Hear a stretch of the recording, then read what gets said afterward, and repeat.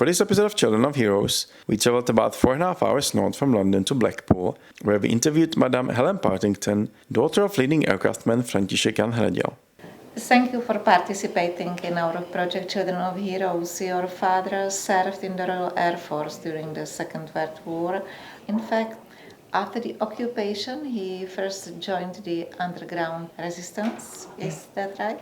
That is correct. My father was a very young boy. He told me the story that he was a young scout and he joined the underground. Obviously, he did this in secret without his mother knowing. He was given instructions by the underground to go to the SS headquarters in Olomouc and to steal these papers that were apparently in a safe. He had just so long to actually get these papers from the safe, as the SS officer used to go out at a certain time. So my father did this. He went along and he got into the SS headquarters and he started searching for the safe and he couldn't find the safe. So he knew he only had a certain amount of time. In desperation, he hit the top of the desk with his fist.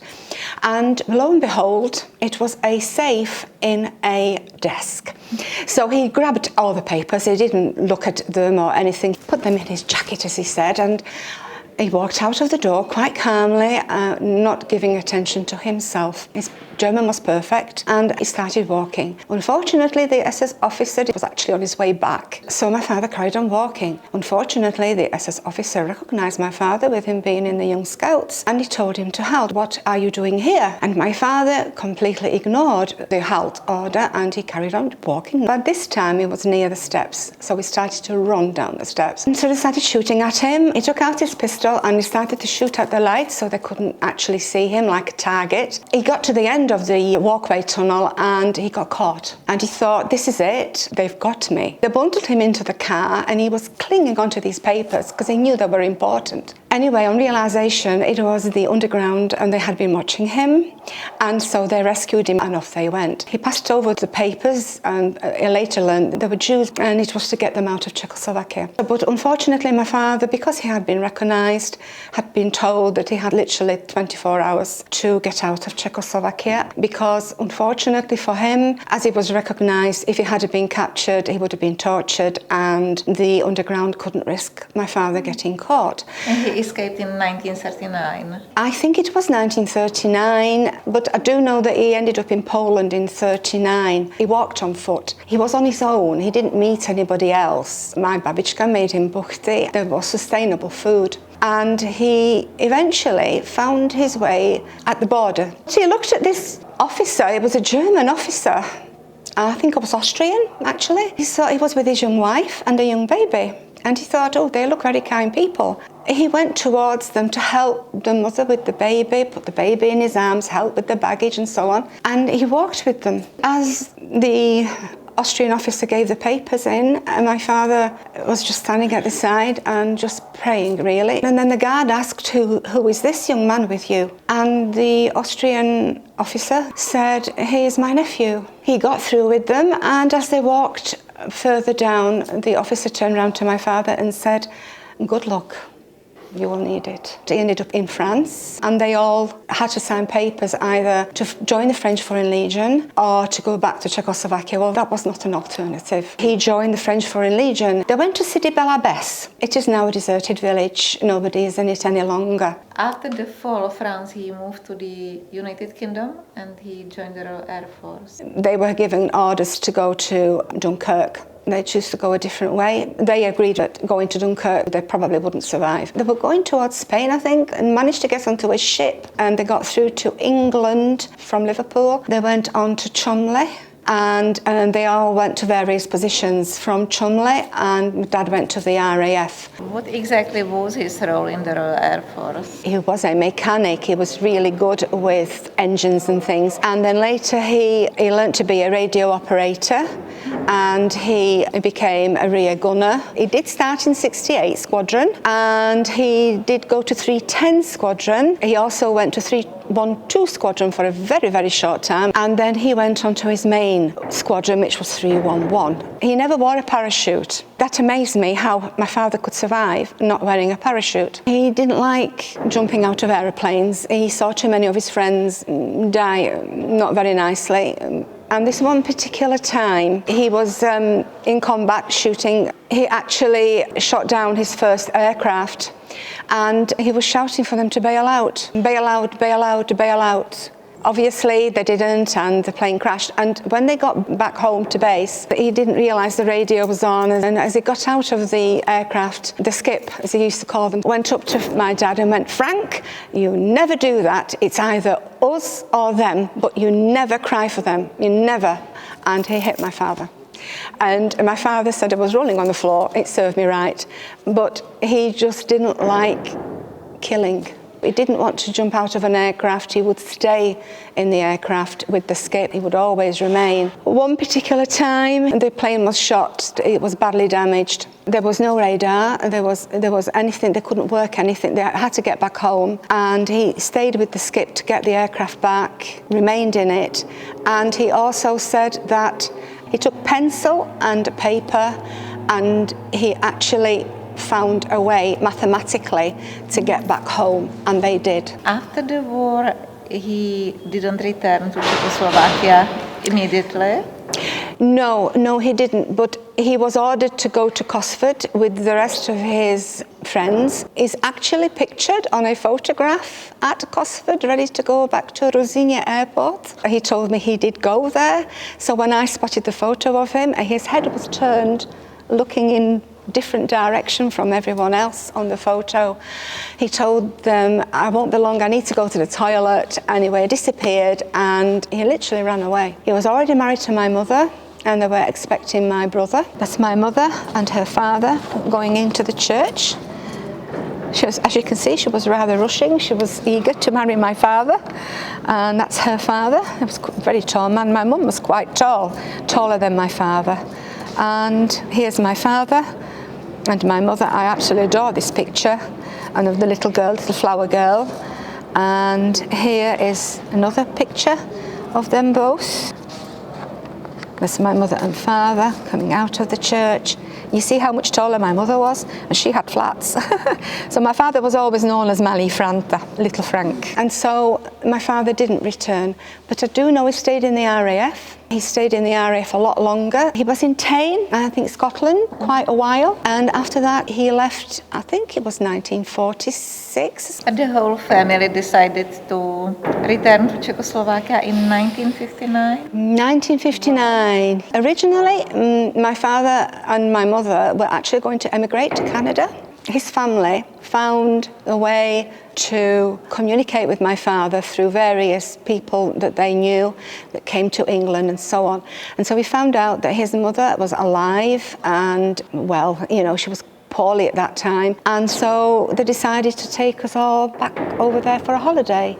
Family is blood, isn't it? It's real, it's what you live for, it's what you die for. And so my father decided that they were going to stay there, and we stayed there for 10 years. What did he do there? I do know he worked on railroads. He was in engineering as well. So when I was little, I used to take his sandwiches for him, and I loved the smell of engines and things because it reminds me of my father. My love was Zoo Jihlava. When we moved there, we lived in Jihlava, and so this zoo was really around the corner, and every single day I used to go to the zoo. His name, it was Peter. I called him Peter, Petr. And I used to stand there talking to him all the time, and I'm sure he understood me, you know, to this day. I'm sure he understood me. Medvídek, můj medvídek, my bear, Peter. Well, that was one of my classes when I was a young girl. And that was in Brodek u Přerova. This is my památník, which I kept from my friends. One of my friends says to mé milé kamarádce Helen se věnuje Olga Schwarzbergrová. I'm still in contact with her to this day. And there's a picture of me when I was a young girl, milé mamince k svátku. It wasn't always easy for my brothers and my sisters because they were obviously English and learned in school English and so on, so they had to learn Czech, and you know it's not very easy. I was the youngest, and I went to school over there. We spoke English at home because my mother could speak Czech, but not very well. So we spoke a lot of English at home and Czech outside. In Czechoslovakia, your mother participated at filming of the famous Czech movie Riders of the Sky. Yes, nebežci, I can't say it. Yes, Riders of the Sky. She was asked originally to be the English mother in the film, and she also was asked to go to locations and to pick the best location that looked more English, countryside-ish. She also, I do know, she helped with the translation of the English subtitles. She didn't act in the film of the English housewife. I don't think my father wanted her to do this. I don't think he liked attracting attention. I do remember when I was a child, when this was happening, I got taken out of my classroom and by two people, and I got questioned. One was a gentleman, one was a lady, and they wanted to know what my father did, and they wanted to know what my mother did, and who they saw and who they spoke to. I just clammed up. I didn't speak at all. I wouldn't tell them anything. But yes, it wasn't an easy time because things were changing in Czechoslovakia at the time and things were getting a little bit hot. And so my parents actually moved away from where we lived to the mountains, and we had a nice house there and everything, and we had a really nice life there. But then my father got the wind of the fact that he needed to get out of Czechoslovakia really badly, and so that's what we did. The journey began for us back home in 1969. Obviously, one of my brothers and my sister remained because they already had either married or were going to get married. My brother was going to get married. We were stuck in Prague for 2 weeks. It was quite horrific. We were under the protectorate of the British Embassy, but at the very beginning, we had been chased. We were shot at, basically. We were in the Tatra, in one of those old Tatry cars, you know those. And we were on our way to the British Embassy in Prague, and we were being chased. And so my father realised this, and they were starting to shoot. And my father grabbed hold of me and pushed me down to the bottom of the car, and he sort of like put his body across me in case the bullets came through. I heard my father shouting, "Just get through the gates." And there was this almighty clatter and banging and everything. It was horrific. And we got through. The Tatra car was in a real state. It was quite badly damaged. And as I got out of the car, I turned around, and there was a young man. He had a blue beret on, he had a gun, and he put it back in his holster, smiling at me. Then after that, we were under the protectorate of the British Embassy. We managed to get onto an airplane eventually. We had an open air ticket that was provided by my English grandma, and my father told us to walk to the aircraft in a line. I was at the front, my mother behind me, then my sister, and then my brother, and then my father was the last one. In case we were being shot at, we would just literally fall on top of one another so somebody would survive from the family. But it didn't happen. We managed to get onto the aircraft. We flew to London initially, and then from London we flew to Manchester. Then on arrival, my father said to me, "From now on, Helen, you only speak English, not Czech." And I had to learn English very, very quickly. Although I knew how to speak English with my mum inside my home, it wasn't real English, if you know what I mean. It was just the normal things like, you know, knowing what chleba is bread and so on. I went to school, I learned very quickly. I was put into the second top class, actually. I had to learn English quickly, so my mother used to teach English, so she taught me via a picture book. So I was able to leave school with qualifications, which was basically, I loved art. Art always lives in our family. Dad's very artistic. So I left with art, biology and English because I loved languages. I also earned a place to go to Sunderland University. I wanted to be an interpreter. I love languages. I won a scholarship to go, and we went to Sunderland with my parents and we had a look around and so on. Unfortunately, they couldn't get rooms for me within the university campus, and my mother was very reluctant to let me go. And so I didn't go. We lived in Eccles in Manchester, and my father had a job there. He actually worked for Interarms, and he used to make sights for guns and so on. They wanted him to go to Singapore, but eventually, with his health deteriorating, he had a heart issue.